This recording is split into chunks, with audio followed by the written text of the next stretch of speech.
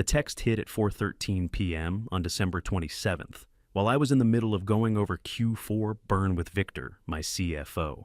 Brother, don't come to New Year's Eve. My fiancée is a corporate lawyer at Harrington and Cole. She can't know about your situation.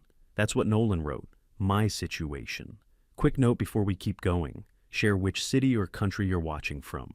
It felt like getting smacked across the face with a velvet glove. Polite. Precise. Meant to leave no bruises, just the message. Stay in your lane. I've been called worse, sure, but that one felt polished, like he'd rehearsed it in the mirror.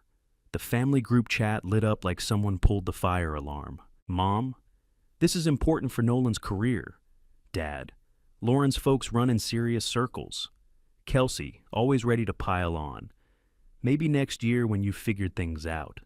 The dots bounced, one after another, like they were waiting their turn to circle the wagons, without me inside them. Victor tapped on my glass door, leather folio tucked under his arm, our logo stamped dead center, Northline Analytics. Mr. Delaney, the board wants to move tomorrow's strategy block to noon. They're nervous about the Harrington and Cole timeline. I held up a finger. He nodded and slid back out. Nolan again. Lauren thinks I come from a family of achievers. Having you there would complicate that story. You understand, right? That story, that one word told me everything. He'd written a version of me that fit clean into his life.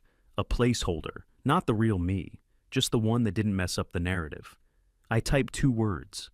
Understood, Nolan. He replied like I was one of his vendors. I'll make it up to you. Sure. I set my phone face down, looked up at Victor. Confirmed noon, and Harrington and Cole's full M&A bench is coming January 3rd. Lock it. He nodded. Already done. 3 partners, 6 associates, their tech consultant, and the CEO plus 2 board members from Gridspan. That's who we were up against. That's who Nolan was marrying into. I didn't grow up the achiever. That was Nolan. Varsity everything, student council, best smile, and yearbook. Kelsey married a plastic surgeon and took up pickleball at the club. Me, I was the quiet one. Fixed lawnmowers in the garage, taught myself C before I could legally drink. Dad said I should aim at something realistic. Told me I'd make a decent help desk guy. I didn't argue. I just went to work. I launched my first company at 23. It lasted 11 months. I'd just filed the dissolution when the group chat lit up. Mom sent a Bible verse. Kelsey sent a meme about grind culture. Dad said, maybe try grad school, something steady. Nolan offered to ask around for entry level. I didn't reply. I kept wrenching on the same problem after hours, supply chains bleeding money because no one could see the whole map at once. I couldn't let it go. I cashed out what I had, 22 grand total, half of it from selling a used truck I stripped for parts. Moved into a 470 square foot apartment above a laundromat that smelled like solder and dryer lint. Wrote code till my eyes stung. The first version of the model ran at 1:58 a.m. on a Tuesday when the power kept flickering from a storm. The building shook every time thunder hit, and I thought, if this crashes, I'm done. It didn't. The system pulled clean insight from a filthy data set. Optimization paths lit up like veins in a scan. I felt it in my chest, like something inside me clicked into place. I didn't tell the family. Not when I signed Client 1, a freight outfit out of Cheyenne that needed to cut 19% just to survive winter. We delivered 31% in 1 quarter. They sent a handwritten thank you note and a cooler of elk jerky. I stuck the note on my fridge. I ate the jerky by the handful. Both helped. Money came slow, then it came fast. A seed check from a quiet industrial fund. Then Series A, $9.5 million. I hired smart, smarter than me. Maya owned product like she'd built it in her sleep. Walt made ops flow like water. Layla handled math I only pretended to understand. By year 3, we had 110 employees and a downtown office with glass walls and a view of the Broncos stadium. When we closed Series B at 160 flat, Peregrine Capital leading, Dad texted me a photo of Nolan holding a crystal plaque on some stage. Your brother crushed his quarter. By the time we crossed 520 employees in 5 offices and hit a $1.8 billion valuation, I knew what I needed, a small, locked circle. Victor knew I didn't take personal calls during board prep. Priya, our general counsel, knew I'd rip a clause apart but expected the same fire back. Walt once walked into my office after a 70-hour week and said, "You work like you're trying to erase something." I looked at him and said, "Not erase, rewire." He didn't ask what. He just nodded and went back to the floor. In October, the deal dropped in our lap.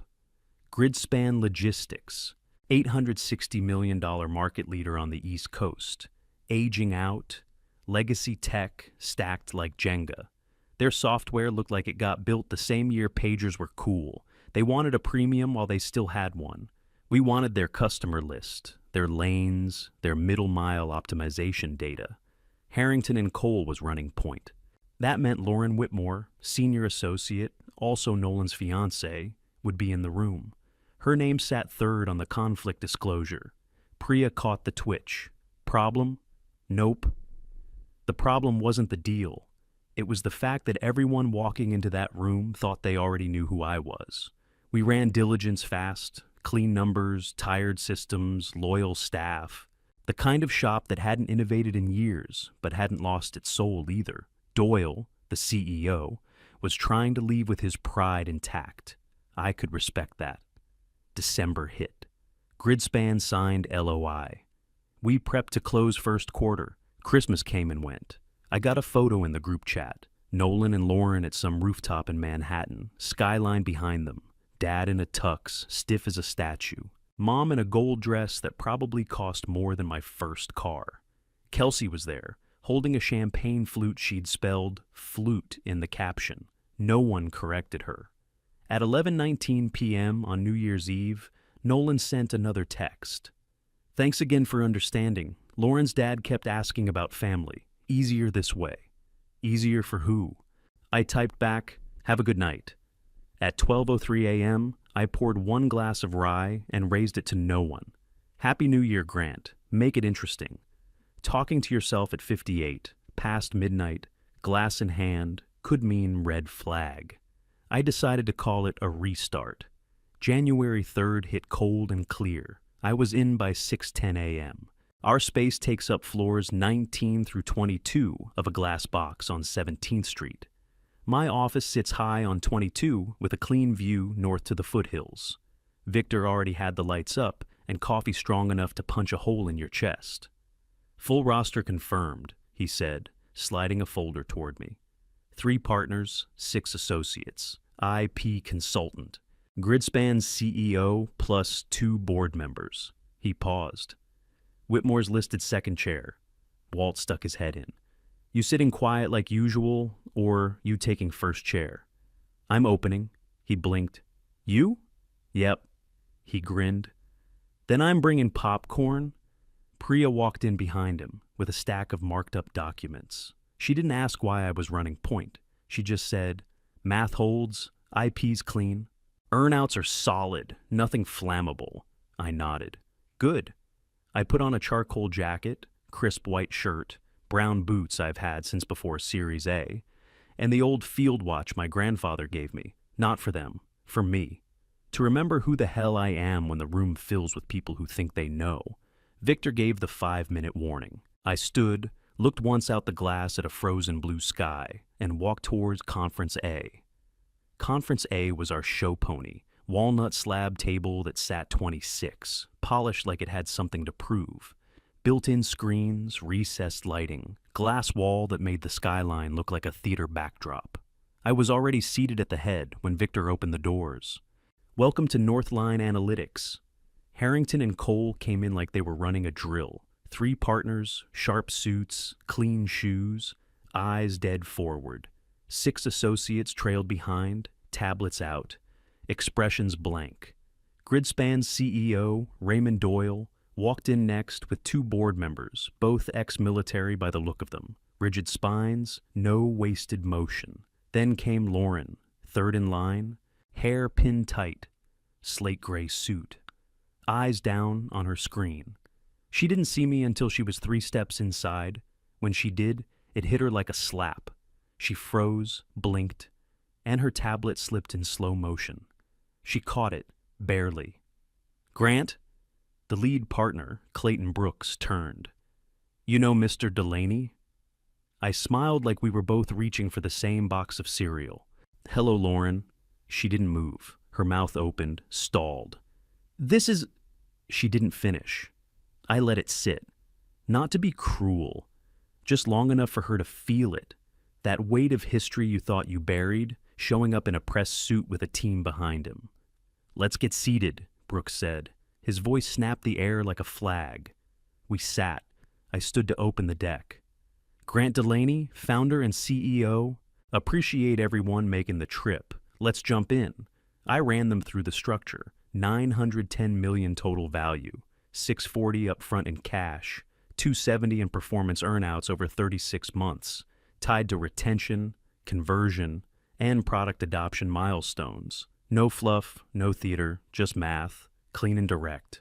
Doyle asked real questions: staff protections, regional redundancy, integration pacing. The guy gave a damn about his people. I respect that.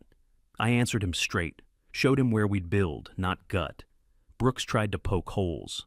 42% YOY is, frankly, optimistic. We've averaged 49 the last 4 years, I said.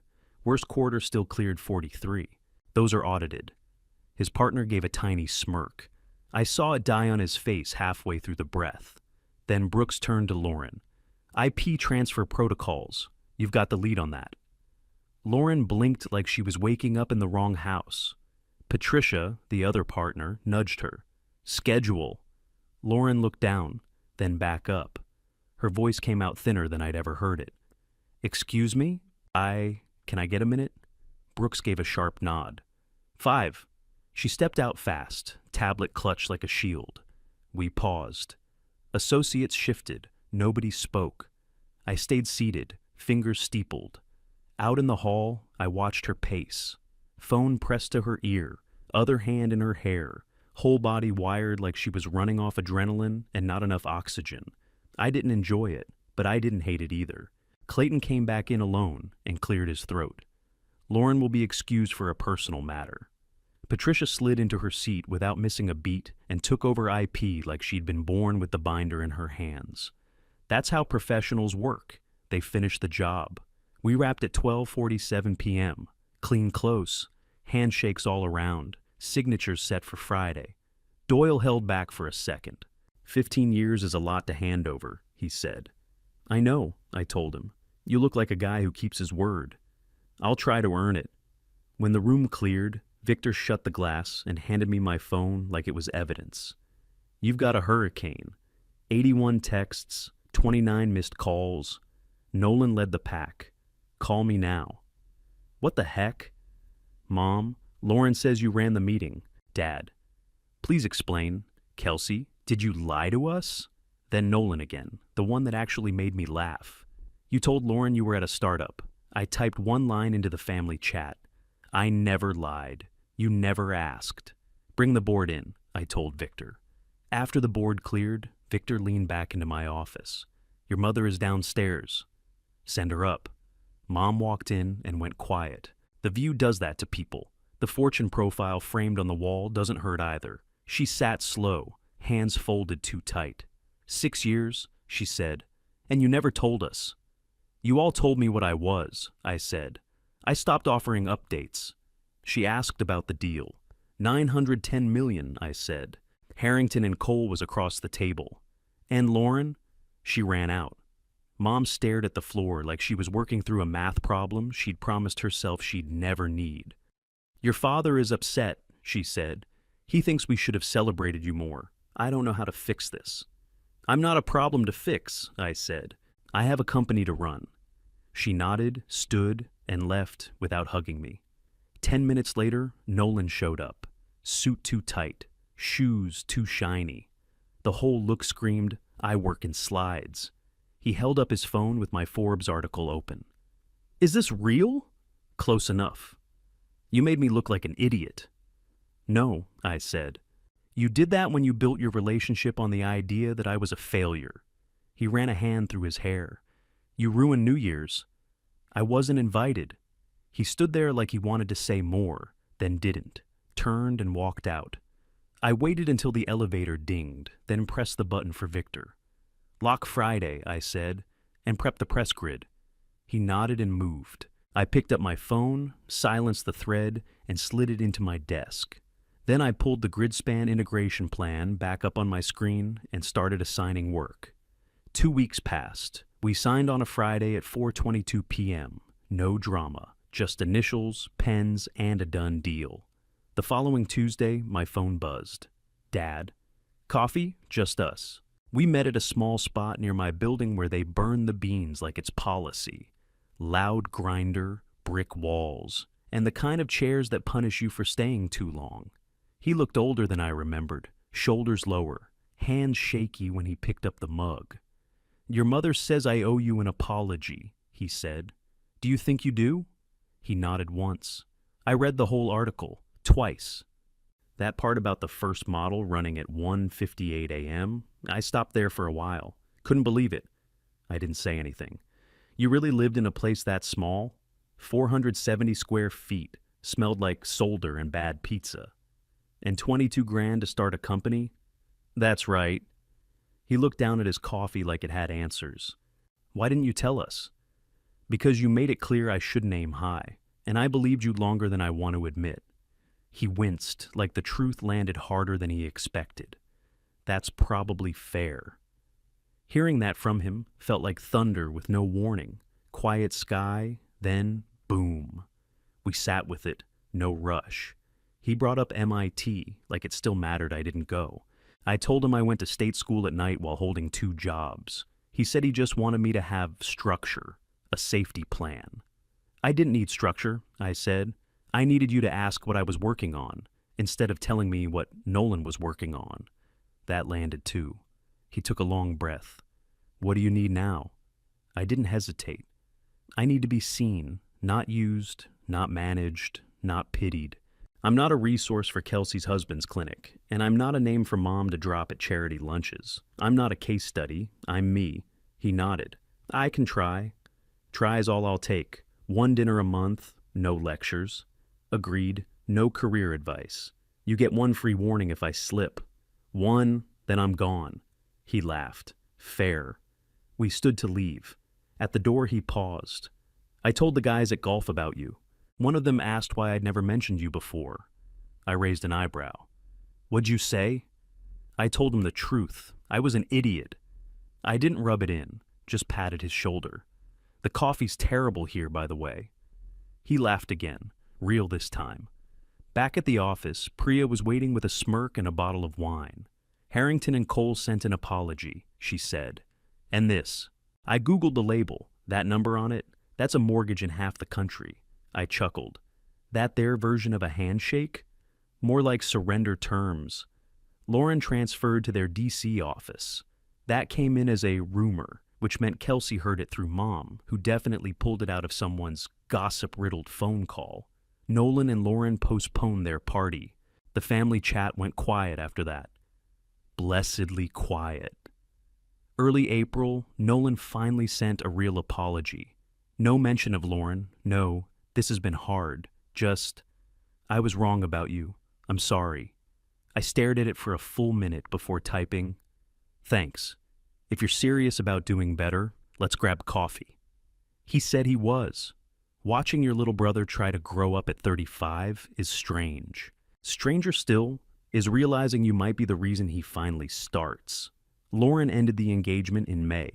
Family dynamics and reputational risk were the terms used.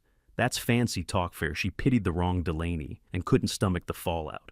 I didn't gloat. I went for a walk around Sloan's Lake. The air felt clearer than usual. Mom and I had coffee once. She picked a spot with fancy cups and bad scones. She tried, she apologized, then got mad at herself for apologizing, then apologized for getting mad. I let her spin for a minute. Then I said, "I'd rather you ask me 3 honest questions than give me 1 more speech about what's best." She nodded, teared up, and said she'd try again in a couple months. Boundaries grow like grass, patchy, slow, and not always where you plant them. Dad kept his word. We met once a month for dinner. He asked about Walt and Maya and Priya by name. He started using terms like retention curves and customer churn, got Series A and Series C mixed up once, but nailed it the second time. One morning in June, Forbes dropped a new cover. My face, big headline. The unassuming Titan. I hated it. My team loved it. Victor printed it. Walt taped a copy to the coffee machine. Maya made it her desktop background. I framed one copy and hung it behind my office door. Facing in, not out. Not for Nolan, not for Dad, not for press or prestige. For the guy who sat alone in a 470-square-foot apartment that smelled like solder and bad takeout. The one who kept building after everyone else had already decided how his story ended. Nolan texted the morning the cover hit. Saw the magazine? You look good. I typed back, appreciate it. Then came, for what it's worth, I'm glad I was wrong. I stared at that one. It wasn't big, but it was clean. I wrote, I'm glad you're starting to figure that out. Coffee? He said yes. We met the next day. No blow-ups, no scoreboard, just two brothers who grew up in the same house and were finally talking like men. People always ask if I planned it, if it was some long, cold revenge. It wasn't. I just kept my head down and built. But I won't lie. Watching Lauren's face in that boardroom, watching her crash when she realized who I was, it didn't feel like fireworks. It felt like a gear finally locking in. Not loud, just final. The family still slips. Kelsey DM'd asking if Northline could sponsor her charity pickleball experience. I told her to email partnerships like everyone else. Mom forwarded 3 articles I didn't read and a photo of Nolan with a new haircut that actually looked decent. Dad texts me after every dinner. Proud of you? Short is fine. I believe him now. The real payback? It's Raymond Doyle checking in to say his people are thriving. It's Maya rolling out a feature 2 weeks ahead of schedule. It's Walt shaking his head because our worst quarter beat last year's best. It's Priya landing a clause no one thought we'd touch. It's Victor dropping off coffee at 7:15 a.m., saying it tastes like tar, and me telling him that's exactly how we like it. I didn't win anything flashy. I won something steadier. I got my footing back. A father who shows up. A brother who's trying. A job that still kicks me in the ribs in a good way. Turns out the best revenge isn't a scene. It's a life you'd pick again, even if no one noticed. And if they finally do, fine. I'll hold the door. Then I'll get back to work.